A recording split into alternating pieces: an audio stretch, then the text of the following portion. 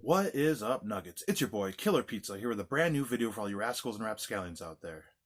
As you can see in the background, I am in the basement. I explained this in one of my last videos, my last horror movie collection update, that my AC went out, and it is so hot in this house, so for the time being, we're going to be on the old set where it all started, down here in the basement where it's nice and cool. But yeah, other than that, we're going to review a movie today. That is 1981's Just Before Dawn, directed by Jeff Lieberman. Now, I watched this maybe 2-3 nights ago, and this was one on my radar for a while. It's a Code Red release. I do like Code Red a lot. They put out a lot of obscure horror movies, but a lot of their titles can be really hit or miss. You can get some real stinkers, you know. But this one, let me just explain kind of how it goes. It's a pretty basic story that you would get in the 80s. 5 kids are in a camper going up this mountain to hike and camp. They got like not the deputies, like the in charge of the mountains, the authority figure, whatever. He warns them, don't go up on that mountain. You know, there's killers up there or whatever. You know, basic shit. And they go up there. The killer finds them. I don't think you guys would have ever guessed that, but yeah. And then chaos ensues. So I'll tell you guys what I really liked about this movie and what I didn't like.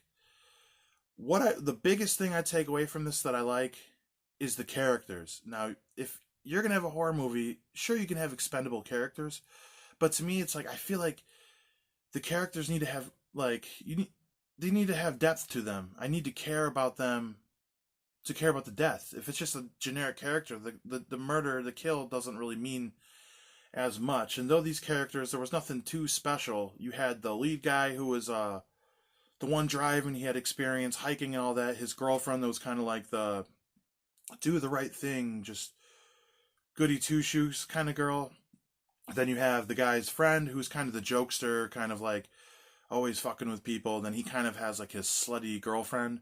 And then the 5th guy is kind of the nervous, shy little guy. He's a photographer taking pictures the whole time. But I thought it was a pretty good dynamic with the characters. Obviously, it's not going to be the best acting in any 80s horror movie, but I thought they all worked well together, and they seemed like real genuine friends, and I enjoyed watching them hang out and everything. And then you know, like there's scenes where they're partying at the campground and everything, and it was fun. Like it felt like a 80s comedy, and I enjoyed it. It made the slower scenes more enjoyable.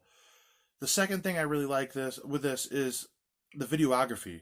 Not only the atmosphere, because I'm a sucker for like movies shot outside in the woods or camp or whatever. So the area they shot in to begin with, they have lots of trees and waterfalls and mountains and just it just looked really good on film. And the way they shot this, they did a lot of really like long shots from far away and just like good angles and zoom ins and cuts. I really like how this was filmed. It was great. And yeah, so overall it was pretty fun, the movie. What I didn't like was I thought the killer was just kind of off. Like when the killer doesn't look cool, it was just like a regular fat dude, bald fat guy, and he just like, I mean, it worked, but it was like almost out of place a little bit. Like, I mean, I will give a spoiler. There's one part later where the girl's hiding from the killer, and then another one walks up behind her, and it turns out they're like twins. So like that was kind of a fun little twist that popped me, you know, like, oh, didn't see that coming. But yeah, these killers were a little weird for me, and the kills were not very good. There was maybe a couple good ones, decent kill count, but nothing too special. I really like there's these 2 guys that start the movie, and they went hunting, and the one guy is just like getting shit faced, and he's just talking nonsense, and they're like in this abandoned church, and he's sitting there like drinking the pint, and there's like a hole in the ceiling of the church. It's like an abandoned church, and he's saying this like, oh, mocking God kind of, and cheers to that. And he looks down, he looks back up, and it cuts to like the killer just staring through the hole back at him.